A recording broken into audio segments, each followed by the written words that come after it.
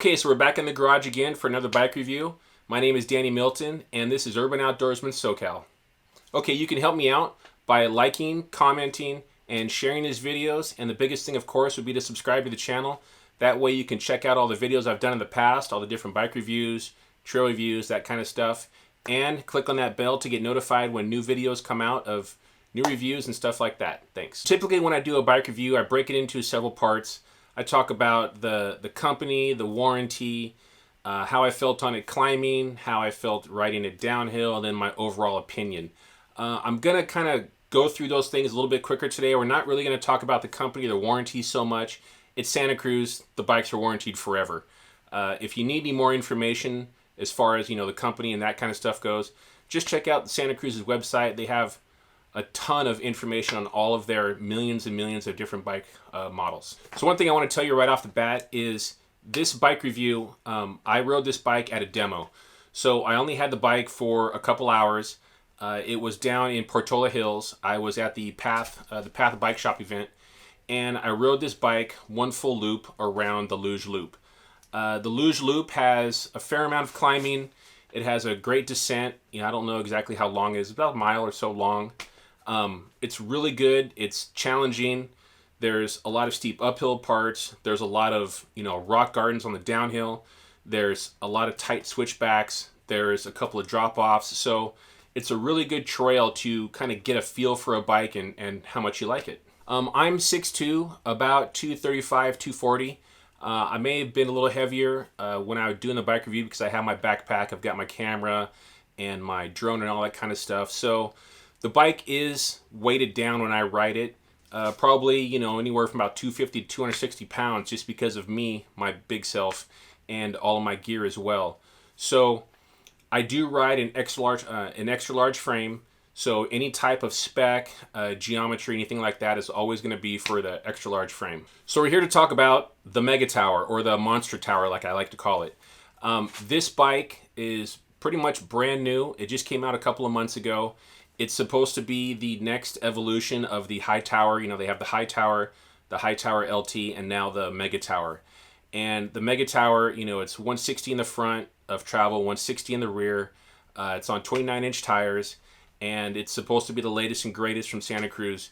And as we go through this video, I'll let you know what I think about it and how I liked it or didn't like it. Spoiler alert. So the latest and greatest thing for most bikes and even professionals around the world is a lot of people are switching to 29-inch wheels.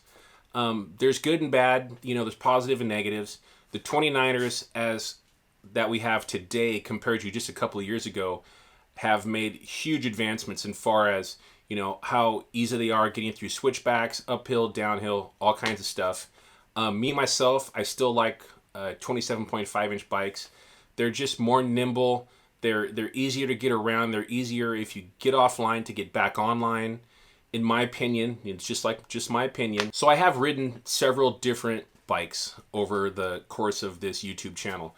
I've ridden a lot of 27.5-inch bikes or tired bikes, and I've ridden a lot of bikes with 29-inch wheels. Like I said, my preference is 27.5s, but the 29ers that I've ridden, I'm looking at my notes here. I've ridden the Ripmo, the 2018 Ripmo. I've done the 2019 Trans Advanced, the 2019 Santa Cruz Hightower, which I also have that video coming out pretty soon. I've ridden the Yeti SB100, and I've also ridden the 2018 Transition Sentinel. Some of those bikes have been good. I love the Ripmo. If you want to watch my Ripmo video, click on that link there. The Ripmo and what's the other one? The Santa Cruz Hightower LT are probably my two favorite 29-inch wheeled bikes. And like I said, I have that Santa Cruz video coming out for the Hightower LT pretty soon. So this bike has a lot to outdo those two other bikes that I like, the Ripmo and the Hightower LT. It's pretty much, talked about. It's the end-all be-all of 29-inch enduro bikes. It's got all this travel and it's all this new geometry. It has a really steep seat tube angle, so it makes it easier to climb.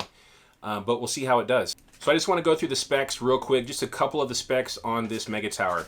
So these are all for the extra large frame. The reach is 490 millimeters. The wheelbase is 1,260 millimeters.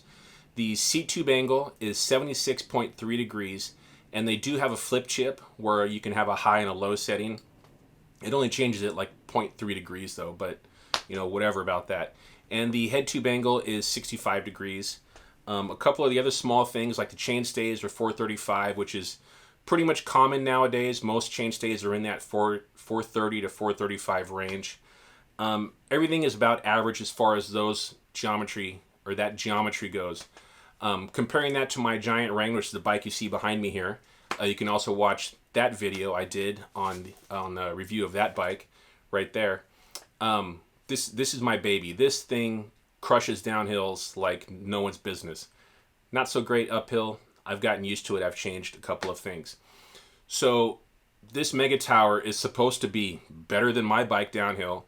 It's supposed to be miles ahead of my bike going uphill, pedaling uphill. Like I said, the geometries are pretty similar as far as the head tube, seat tube, the wheelbase, and the chain stays are. The difference, there is one big difference that we're going to talk about later that makes my bike a little bit lower to the ground and easier to ride than this Megatower. Anytime you get onto a brand new bike, especially one made by one of the big manufacturers, Santa Cruz, Giant, Ibis, Pivot, who else, there's a bunch of them out there. Anytime you get on a brand new bike, especially at a demo event, they usually have the higher end models just so they can sell you on something that feels really good. The bikes are always going to feel really great. The suspension felt great. Like I said, the reach was very similar to what I'm used to. The seat tube angle was a little bit steeper than my Giant Rain. My Giant Rain is a 73. This Megatower has a 76-degree head tube. So what that's going to do is that's going to put the center of your body a little closer to the vertical point of where the cranks are, which makes it easier to pedal because you're pushing straighter down with your legs instead of having to reach out in front of you with your legs. That's supposed to be the major reason why this bike is going to be really easy to pedal uphill. So climbing with this bike, it did a really good job. This is a monster-sized bike as compared to some of the other bikes that I've ridden. This shock is doing a really good job. There's no bob at all in the rear end so far. Shock is wide open. The little small bump sensitivity going uphill is fine. Bike doesn't feel like it's sagging down too low. It's pedaling pretty good. The bike feels very upright with that 76-degree seat tube. It's very steep. Like I'm pushing straight down on the pedals. It feels really good. All right, so this is the longest, steepest part of the luge climb. And I'm gonna do the first half with the shock open, and I'm gonna do the second half with the shock closed, just to see the difference. The bike is definitely easier to pedal uphill with the rear shock locked out. And there's still enough sensitivity in that shock to absorb the small little bumps and rocks you're going over. So definitely easier, locked out in the rear, but I don't think necessary for most people, or at least, if you're in decent mountain bike shape. I'm not right now, so that's why I had to stop. Okay, so now we're going to talk about riding downhill. Now, this is where we're going to run into some problems here. I am not sponsored by anybody. I've only been riding for about a year and a half. I'm pretty much like, if you go on my Strava account, anytime I do a trail, I'm usually in the middle of the pack as far as like all-time time leaders go. I'm usually somewhere in the middle. Let's say if there's 1,000, I'm probably like 500. I do a little bit better as far as my age and weight go. Whatever. I'm not, like I said, I'm not trying to beat anybody. I'm not trying to start races or anything like that. Just want to give you an idea as to the level of mountain biker I am. Like I said, I'm not crushing people, but I am, probably about average rider. So we're going to do a little pros and cons thing here as far as this bike goes. Now, this is the first time I've ever done something like this because honestly, this is the first bike that I've really had such a long list of cons for. And we're going to do the cons first.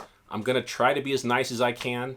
I'm not trying to, get sponsored by anybody. I'm not trying to have Santa Cruz reach out to me, anything like that. It'd be nice. I would love to have one of these bikes for like a week to really do an in-depth review of, but, whatever. So we're going to start off with the cons. So anytime I've ever done a demo, they ask you your weight, they ask you your height, and they set the bike up for you relatively quickly. You could probably spend another 20, 30 minutes doing a really fine-tuned adjustment of the suspension, but for the most part, these guys do this all the time. I've never had a problem with suspension. If at all, like when I did one of the e-bikes, the back end was a little too springy and it almost bounced me off the bike. But I've never had a bike be, have the suspension setup be so bad that the bike feels dead. And this bike had no pop whatsoever. Like I said, this was a brand new bike. It had the, I can't remember what rear shock, I'll put it on the screen there. Can't remember what rear shock it had, but this bike just had no pop at all. Like some of the videos and some of the parts of the video, I'm just trying to get a little feel for it to see how bouncy it's going to be. I'm just trying to do like little bunny hops off of rocks and stuff. And it was like I had like a 50-pound weight on the back of the bike. It wouldn't get off the ground at all. And I'm not trying to bunny hop really high and clear anything like that. Just want to get a feel for how much it's going to bounce. And it was dead. It was one of the first times I've really felt the back end of a bike be this dead. And, I've talked to a couple people about it and they're like, well, maybe it needed more air, maybe, this and that, whatever. And so let's just say this is not a con for most people. I'm sure everybody's, there's going to be people that disagree. But like I said, it's the first time it's really been that noticeable to me on a bike that had just no pop in the rear end at all. We're gonna talk about con number 2. And for me, and I would think for most people, is when you get on a bike, you don't want to have to change how you ride or how you're used to riding. You kind of, unless you're brand new to the sport and you're looking for your first bike, I wouldn't recommend this for your first bike either. It's very expensive. But you don't want to have to change the way you ride. You ride and you ride the way that you ride because you're comfortable riding in that situation. Are you super fast and you can get really far back? Whatever. We're not going to go into all of that. But this bike, there are sections of the luge that are really straight and there's a lot of rocks and there's a lot of drops. And then there's sections that are very tight. It has very high steep walls and it's you're switching back and forth really quick, and a bike has to be really nimble for you to get through that. And this bike was not nimble at all. It was understeering like crazy for me. It was so disconcerting to me how much bike understeer this bike had. Is I was going only like 3/4 speed down this trail, and I've gone down this trail 20, 30, maybe 40 times. I know this trail pretty well. I've done it a bunch on my bike. I've done other demos on this trail as well. I also did later in the day, I did the Santa Cruz Bronson. That review is actually coming later as well after this one. So this bike was understeering like crazy. So also when you're going back and forth through all those tight turns, you need the bike to keep your flow and to keep your rhythm through these turns. The bike would just not. It's like the bike was a half a second behind my brain, and you don't want that because you want the bike to go through the line that you see. And like I said, I've done this trail so many times. I know where I want to be on this trail. It's just this bike was like it was like I was riding through molasses. It just wouldn't get into that spot, and it kind of reminds me of how 29ers were a couple of years ago. Whereas now they're kind of changing like the fork offsets and 29ers are much more quick through that kind of stuff, where this bike was literally the worst 29er, actually the worst bike as far as understeer I've ever ridden. And I know that's saying a lot. I know that goes against what everybody on YouTube is saying about this bike. Everybody loves this bike on YouTube. So now we're going to talk about the back end of this bike. Whoa, that was almost real bad.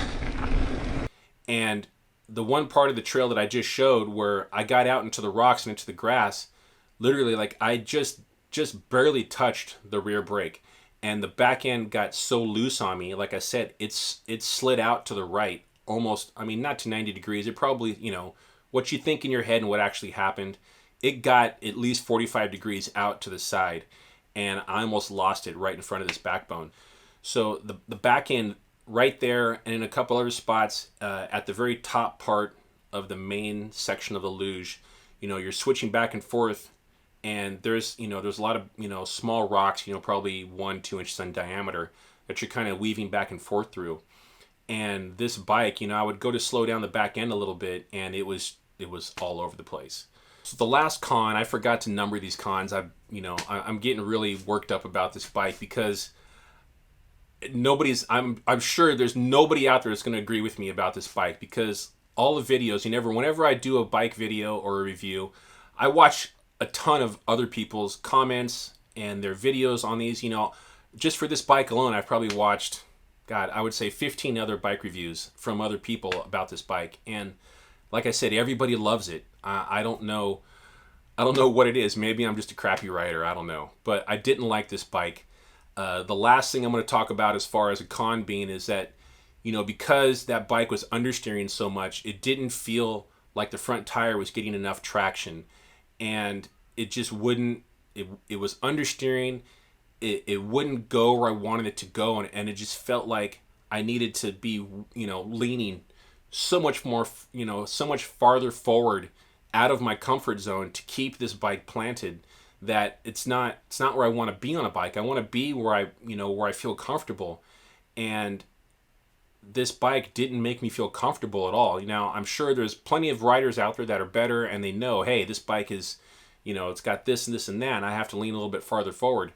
I'm not at that point. I sit where I sit on a bike where I feel comfortable, and like I said, I've never had this problem before. I had to really rack my head to figure out a couple of pros for this bike, some of the good things about this bike.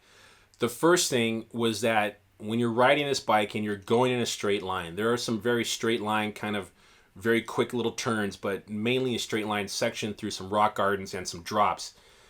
This bike did really good through that stuff because, you're not turning, your weight's in a little bit of a different spot, and the suspension, soaked up all of those hits. Just watch the video, you'll see there's a couple of spots that get pretty gnarly. One of the other things is there's a couple of jumps at the bottom of the trail. Now, I'm not a big jumping guy. I get maybe 1-2 feet off the ground, and I feel like I'm in the air forever. It did great off the jumps. Felt really good. Felt really solid in the air. Felt really planted when I landed. It didn't bottom out that shock. Like I said, I had a lot of weight on that bike. Didn't bottom out the shock, the rear or the front. Landed very softly. The other thing, like I said, was when I was going off some of those steeper drops, the bike, because it's so long, and that rear end, the chainstays on the rear end of the bike are so long, it landed very well coming off all of those drops. So those are the three good things I could say about the bike. So the stack on the Megatower is measured at 666 millimeters. The stack on my giant Rain is 602 millimeters. So it's almost a 2.5 inch difference, where the Megatower's, the top of the head tube is 2.5 inches higher. So then you put the handlebars on top of that and all of your spacers and all this other stuff, the handlebar is going to be that much higher. And with the handlebar that much higher, when your body is, in the position that you're going to be, your attack position, you're going downhill, I would assume that's going to put your weight farther back. And now with your weight farther back, where you're comfortable holding the handlebars, and at the height, and you've got the seat dropped all the way down, you're going to lose that front tire traction because your weight's farther back, which is going to make the bike understeer, which is going to lose, you're not going to have the front tire traction. The bike's not going to slow down the same because you have all your weight on the rear tire instead of balanced between the two. That's the only thing I could think of which is making this bike so unrideable for me, is that stack is, like I said, 2.5 inches higher than my giant Rain. I haven't checked it as compared to the Hightower LT and the Bronson, all that kind of stuff, but I mean, that seems pretty high to me, 2.5 inches. Okay, so what's my overall opinion of this bike? I think it's pretty easy to see if you watched any parts of the video at all. I really didn't like the Megatower.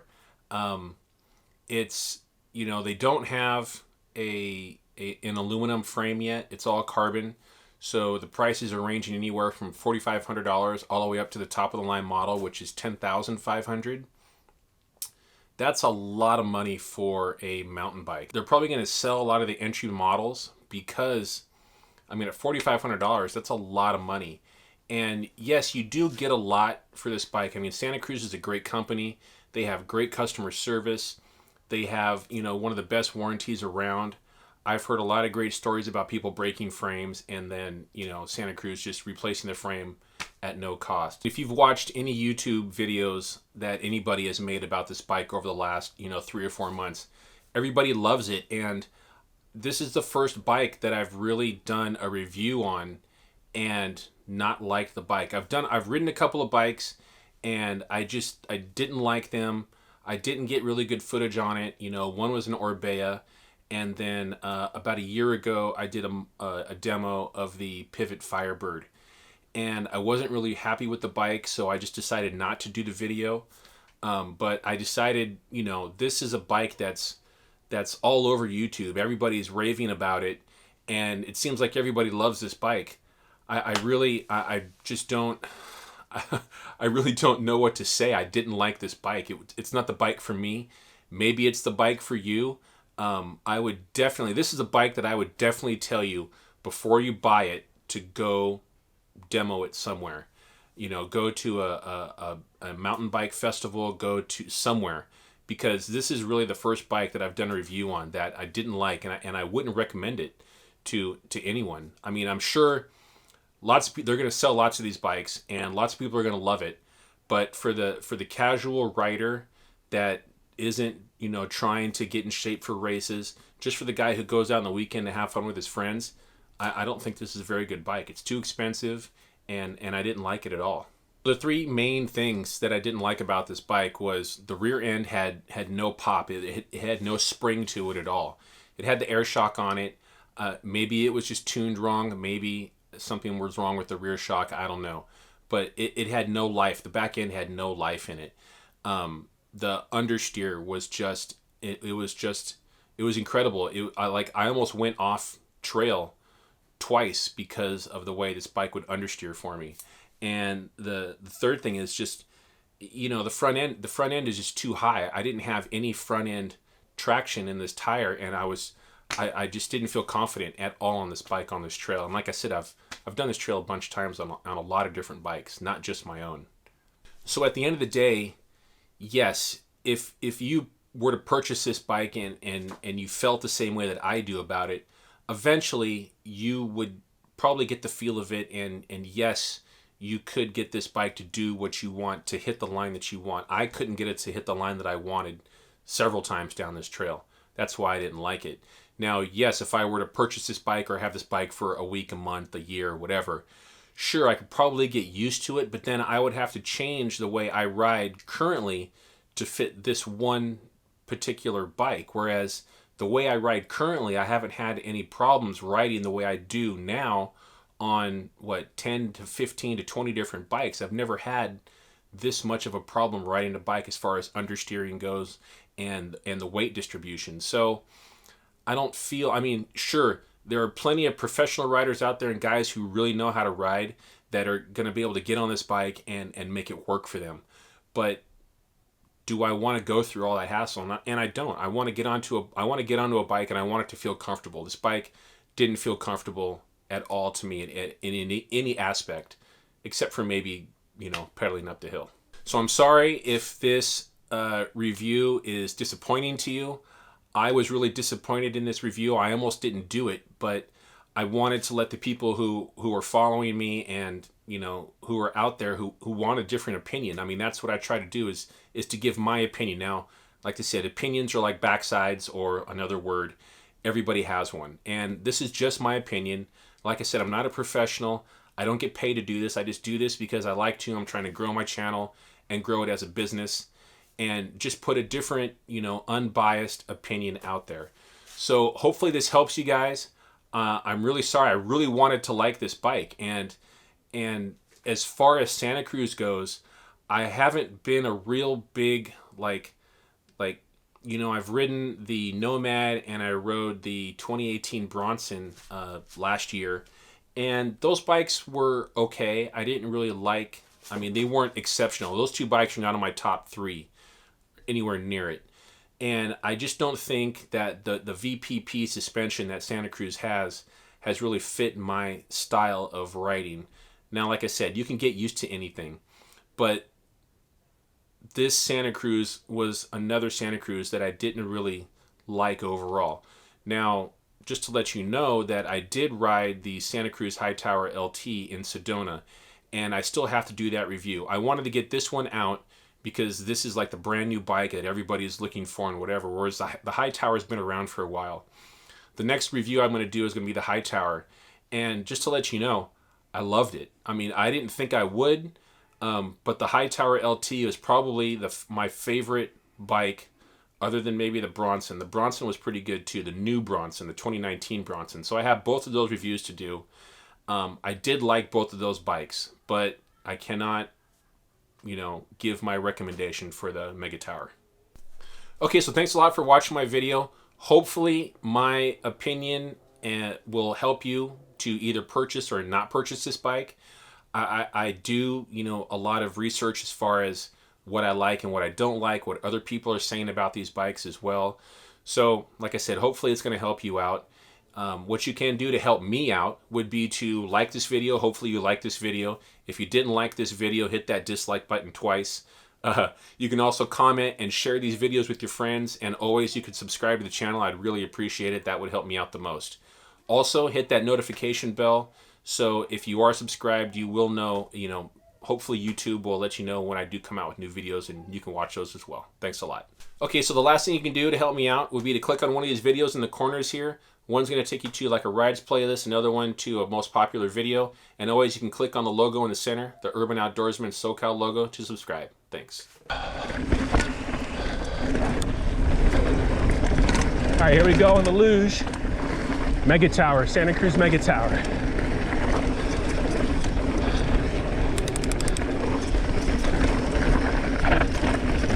Woo!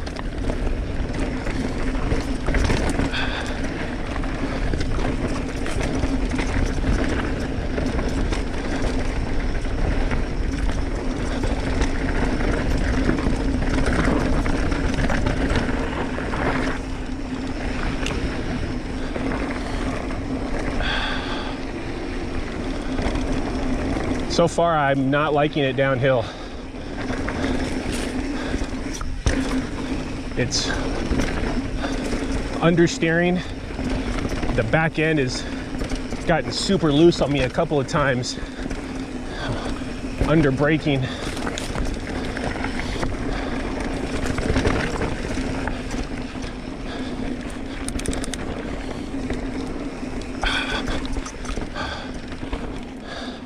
It's almost like the handlebars feel too wide, and it's understeering. I'm getting off on some of the edges. It's like I'm not getting enough bite, enough traction or bite in the front end. So I'm kind of being a little hesitant going down this trail, not just bombing it like I would normally.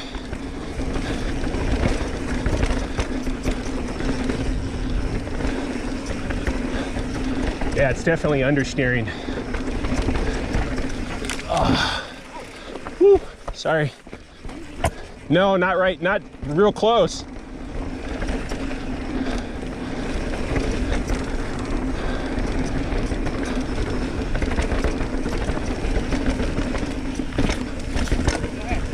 Oh, thanks, man.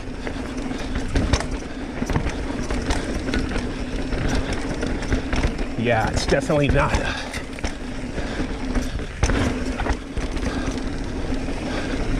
Definitely understeering. Not a good feeling. Just don't feel real confident in the front end of the bike. Shock feels a little harsh. These code brakes on this bike, it's the same 4-piston RSCs I've been riding.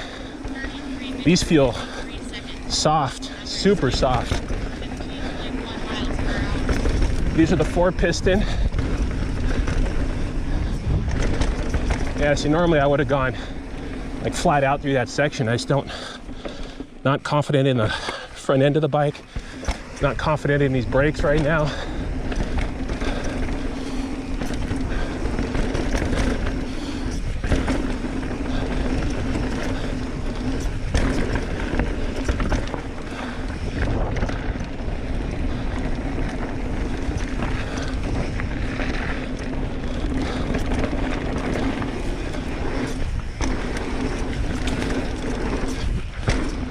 That actually jumped pretty good though. Yeah, feels good through the air. Not that I got a lot of air, but I do not feel confident in all of these tight little switchbacky turns.